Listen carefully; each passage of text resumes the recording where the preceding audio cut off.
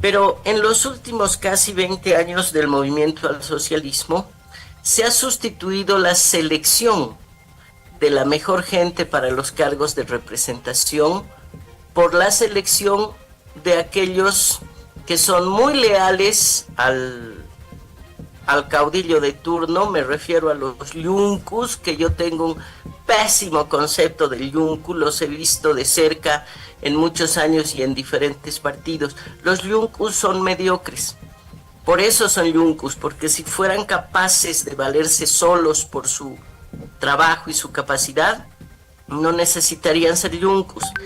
Una característica pero inherente al yuncu es la mediocridad, y por tanto se ha llegado a un momento en el que el Estado está en manos de gente mediocre. Además, como se ha decidido en el movimiento al socialismo y por estatuto, que solo pueden ser funcionarios públicos los militantes de este partido, pues se les reparten los cargos públicos a los militantes sin que tengan una idea del lugar que ocupan.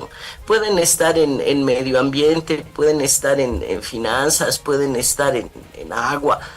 Se los pone ahí porque son militantes del partido, no porque tengan capacidad y conocimiento. Entonces esto ha deteriorado horrorosamente la gestión pública. Es un Estado profusamente ineficiente y hasta negligente en algunos aspectos, como en el caso, por ejemplo, del manejo de los incendios, ¿no? Habían más de 32,000 incendios y para lo único que han tenido habilidades para hacer una propaganda en la que decía que ya habían apagado 30 incendios de 32,000, pero pagaron para hacer un spot. Es decir, ese es parte del problema, la mediocridad, la falta de capacidad de la gente que hoy administra el Estado en sus diferentes niveles.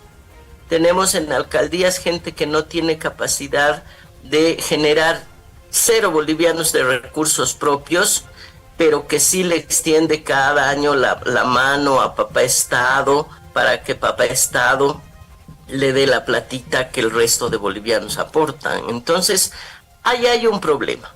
Y el otro problema es mucho más grave, Ramón, porque el de la falta de meritocracia lo resuelves haciendo una nueva selección de personal. El otro problema es mayor. El otro problema es que venimos de la aplicación de casi 19 años del modelo castrochavista que se aplica en la región, que es un populismo que para avanzar no solamente destruye la institucionalidad existente antes que ellos lleguen al poder, sino que la nueva que construye tiene varias trampas. Te voy a poner de ejemplo una de ellas. En la ley del Tribunal Constitucional Plurinacional del 2010, una de las leyes Sillerico, cortada a la medida del MAS después de aprobada la Constitución. No se olviden que el 2010 se aprueban 5 leyes clave: la ley de autonomías, la ley del régimen electoral, la ley del Tribunal Constitucional, la ley del órgano electoral y la ley del órgano judicial. Todas estas leyes tienen alguna trampita que le permite al Ejecutivo tomar el control de todo. Por ejemplo, en el caso del Tribunal Constitucional, se le da la atribución de intérprete de la Constitución. Y hasta aquí siempre había sido la Asamblea Legislativa o el Parlamento. Al haberle puesto ESITO, que también interpreta la Constitución, ya tienes una dualidad de funciones. En caso de que no responda el Parlamento, pues recurres al Tribunal Constitucional. Y ahí estamos.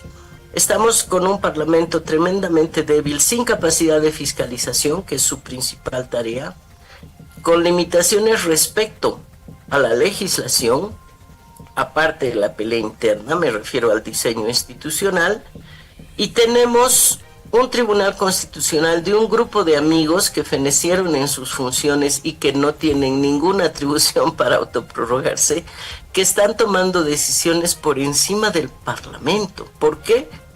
Porque así lo valida el Ejecutivo a través de esta ley del Tribunal Constitucional, y encima nos quieren hacer creer que sus resoluciones tienen carácter vinculante cuando ya no están en mandato, están usurpando funciones que no les corresponden.